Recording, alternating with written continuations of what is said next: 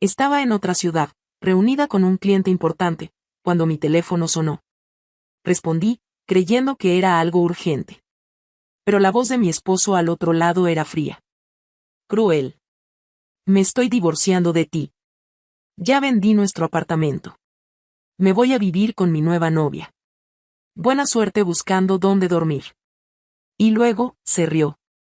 Se rió como si todo esto fuera un juego. Yo solo respiré hondo. Y le dije, con la voz más neutra que pude, perfecto. Nos vemos pronto. Él no lo sabía, pero acababa de cometer el peor error de su vida. Nunca imaginé que un almuerzo de trabajo terminaría así. Yo estaba a 400 kilómetros de casa, cerrando un contrato que nos daría el dinero para arreglar la cocina, algo que él mismo había pedido hacía meses. Mientras él planeaba su nueva vida con otra mujer, yo estaba luchando por mejorar la nuestra. Lo peor es que no discutimos, no peleamos, no había señales. O quizás sí las hubo, pero yo no quise verlas. Llevábamos 8 años casados. Me apoyó cuando abrí mi pequeño negocio de consultoría, y yo lo apoyé cuando él perdió su trabajo y decidió estudiar de nuevo. Compartimos deudas, logros, lágrimas, todo. Pero ahora me llamaba como si todo eso no hubiera valido nada. Como si yo fuera una extraña que debía abandonar su propia casa. ¿Sabes lo más doloroso? No era solo la traición. Era el desprecio con el que lo dijo. Esa risa. Como si quisiera aplastarme. Como si pensara que no tenía salida. Colgué el teléfono y volví a sentarme con el cliente, fingiendo una sonrisa. Cerré el trato. Firme. Profesional. Pero por dentro, algo en mí se quebró, y al mismo tiempo, algo despertó. No iba a llorar. No iba a rogar. Y definitivamente, no iba a quedarme sin hogar. Durante el viaje de regreso, recordé muchas cosas. Las veces que él me dejó sola en compromisos familiares. Las noches que se quedaba trabajando tarde. Las conversaciones incómodas que cambiaba de tema. Empecé a hilar todo. La venta de la casa no era repentina. Esto lo había planeado. Solo que nunca pensó en contar conmigo. Nunca pensó que yo pudiera hacer algo al respecto. Pero se equivocó. No lo sabía, pero cuando compramos el apartamento, yo había insistido en que estuviera a nombre de los dos.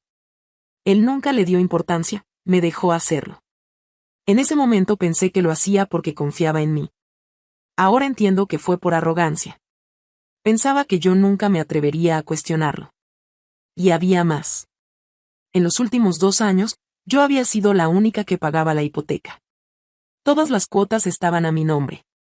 Todo estaba documentado. Él dejó de aportar desde que perdió el trabajo. Yo no reclamé. Lo apoyé. Pensaba que era lo correcto. Ese mismo apoyo, ahora lo usaba para echarme a la calle. Cuando llegué a casa 2 días después, su coche no estaba. La sala se veía extrañamente vacía. Como si ya se hubiera llevado algunas cosas. Fui directo a la cocina, abrí mi laptop y comencé a organizar los documentos. Hipoteca, escritura, movimientos bancarios. Tenía todo. Solo faltaba una cosa, esperar a que regresara. Y regresó esa noche, silbando. Con una sonrisa arrogante en la cara. Me miró como si yo fuera una intrusa. ¿Qué haces aquí?, me preguntó, como si esa fuera su casa y yo la que tenía que justificarme. Lo miré sin parpadear. Le mostré una carpeta. Aquí está la escritura. Está a nombre de los dos. No puedes vender algo que no te pertenece por completo. Su expresión cambió. Ya firmé. El comprador me pagó. Pues vas a tener que devolverle el dinero, le respondí con calma. Porque sin mi firma, la venta es inválida. Y además, he estado pagando la hipoteca sola desde hace 2 años. Lo puedo demostrar. Lo vi tragar saliva. Por primera vez, su seguridad se tambaleó. Pero no era todo. Ni cerca. En ese momento, no le dije que ya había contactado a un abogado. Ni que estaba reuniendo pruebas no solo para anular la venta, sino para iniciar una demanda por fraude. Pero lo vería pronto. Muy pronto. Esa noche dormimos bajo el mismo techo, pero en mundos completamente distintos. Él seguía creyendo que tenía el control. Yo ya sabía que no. Y mientras él dormía como si nada, yo trabajaba. Hablé con mi abogado esa misma noche. Le envié todos los documentos, las transferencias, los correos, incluso las capturas de pantalla de nuestros chats donde él me agradecía por pagar las cuotas. Esto es fuerte, me dijo mi abogado. La venta es inválida, y él podría enfrentar consecuencias legales si el comprador reclama. Pero si quieres algo más sólido, necesito pruebas de que lo hizo con intención de perjudicarte. Yo ya las tenía. Solo que aún no se lo había dicho a nadie. Un mes antes de esa llamada, mi esposo había dejado abierta su sesión de correo en la computadora de casa. Fue una casualidad. Yo no soy de invadir la privacidad de nadie. Pero algo me llamó la atención, un correo con el asunto contrato de reserva, nuevo departamento. Lo abrí. Y ahí estaba. Todo. Estaba comprando otro departamento a nombre de su nueva pareja. Una mujer con la que al parecer ya tenía una relación desde hacía más de un año. Y no solo eso. En el correo también estaban conversaciones donde le decía a ella: no te preocupes, ya casi saco a la otra. Le voy a hacer creer que la venta es legal y listo. No tiene idea de nada. Ahí supe que no era solo una traición. Era una estrategia. Una manipulación. Un abuso de confianza de los más bajos. Imprimí todo. Lo guardé. Y ahora, con mi abogado, se convirtió en la pieza clave. Mientras tanto, él seguía actuando como si todo estuviera ganado. Cambiaba cosas en la casa, traía sus cosas poco a poco, hablaba por teléfono en voz alta, sin importarle que yo lo escuchara. Hasta me decía cosas como: deberías ir buscando departamento, ¿no crees? Yo solo lo miraba. Ni una lágrima. Ni una súplica. Sabía que cada palabra suya, cada desprecio, solo fortalecía mi caso. Una noche, incluso trajo a su nueva novia al edificio. No entró al apartamento, pero la dejó esperando en la entrada mientras él subía a buscar ropa. Me miró como si fuera invisible. Y yo solo le dije: ¿sabías que grabar llamadas sin permiso es ilegal, verdad? ¿Qué? Preguntó, nervioso. En nada. Olvídalo. En realidad, no tenía grabaciones. Pero su cara me dijo todo, tenía miedo. Porque sabía que había hecho cosas que no podía justificar. A las 2 semanas, recibí una notificación del comprador del apartamento. Quería hacer la entrega formal. Respondí con el abogado. La venta no es válida. Se realizó sin el consentimiento de una de las copropietarias. Además, estamos iniciando acciones legales por fraude. El comprador se volvió contra él. Lo amenazó con denunciarlo por estafa. El banco también se involucró, porque aún quedaban cuotas pendientes. Y como yo era la única que las había pagado, todo estaba a mi favor. Y fue entonces cuando lo enfrenté. Cara a cara. En la sala del apartamento. Ya no como su esposa. Sino como una mujer que recuperó su dignidad. ¿Sabes qué es lo peor de todo esto? Le dije. Que tú pensaste que yo era débil.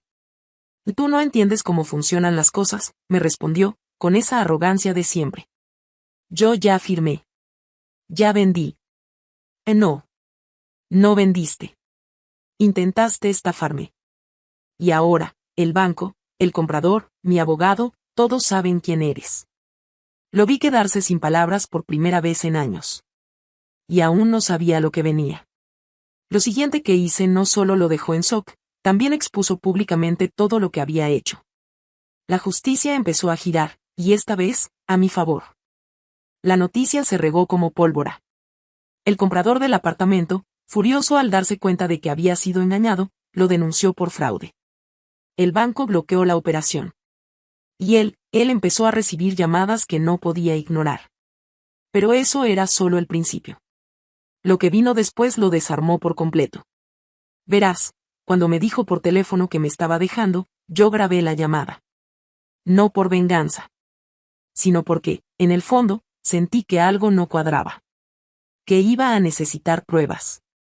Y tenía más que eso, mensajes, correos, documentos firmados, hasta transferencias bancarias a su nombre con notas como pago hipoteca mes abril.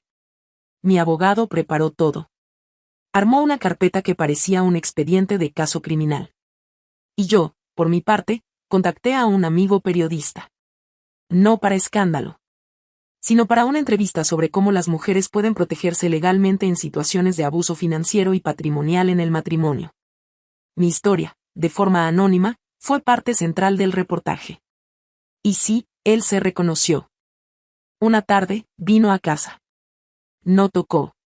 Tenía llaves. Pero su energía había cambiado. Ya no entró con seguridad. Caminó como si pisara terreno enemigo.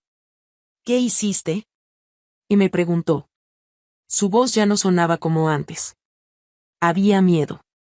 Lo que debía hacer, le respondí, sin levantar la voz. Me defendí. Le mostré una copia de la demanda civil por intento de fraude y abuso de confianza. Y otra del proceso para solicitar la división legal del inmueble. Yo tenía todas las pruebas. Él, solo tenía su ego. ¿Que esto va a arruinarme?, me dijo.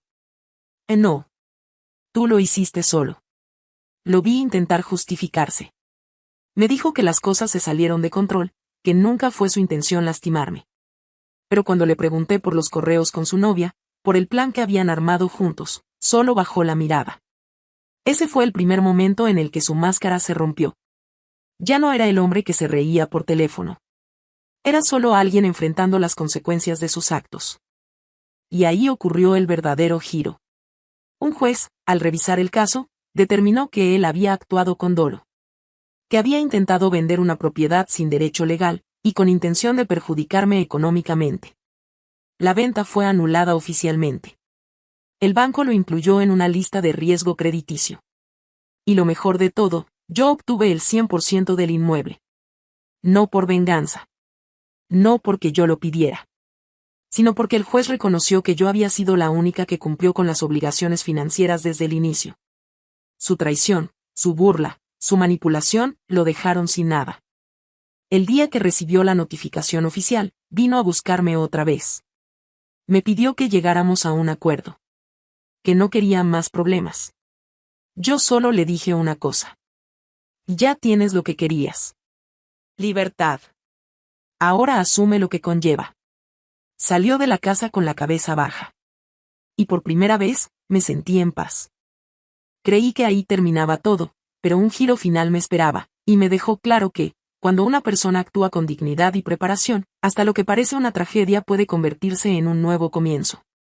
Después de todo lo que viví, uno pensaría que lo único que quería era cerrar esa etapa y no mirar atrás. Pero algo inesperado sucedió. Unos meses después, recibí una carta del juzgado. Él había apelado la decisión. Decía que se encontraba en una situación económica complicada, que no tenía dónde vivir, que yo me había quedado con todo y que eso no era justo. ¿Justo? ¿Eso venía de la misma persona que intentó dejarme en la calle mientras él empezaba su vida con otra mujer? Mi abogado me dijo que podía responder de manera firme, pero también estratégica. Así que lo hicimos de forma impecable, presentamos los mismos documentos, las pruebas, los pagos, y una carta mía donde explicaba, sin rencor, lo que había pasado y cómo me vi obligada a actuar. Fue la carta la que hizo la diferencia.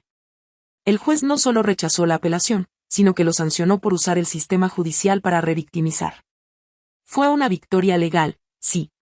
Pero más que eso, fue una victoria emocional. Porque no tuve que destruirlo para salir adelante. Solo tuve que mantener mi dignidad, confiar en los hechos, y dejar que la verdad hiciera su trabajo. Hoy, la casa sigue siendo mía. Pero lo más importante es que recuperé algo que había perdido sin darme cuenta durante años, mi voz. Transformé mi experiencia en una lección. Ahora colaboro con una fundación que ayuda a mujeres a proteger su patrimonio. Enseño a otras cómo leer contratos, cómo guardar evidencias, cómo no dejar que el amor les nuble el juicio financiero. Supe por conocidos que se separó de la mujer con la que me engañó. Que tuvo problemas legales y que incluso perdió otra oportunidad de empleo por su historial de fraude. No me alegra. No me da gusto su caída. Pero sí me da paz saber que cada acción tiene consecuencias. Y si estás viendo esto, y alguna vez te hicieron sentir que no vales nada, que no tienes salida, que estás sola o solo contra el mundo. Recuerda esto, a veces, La mejor venganza es el silencio acompañado de preparación. La justicia no siempre llega rápido. Pero si te mantienes firme, con inteligencia y sin perder quién eres, llega.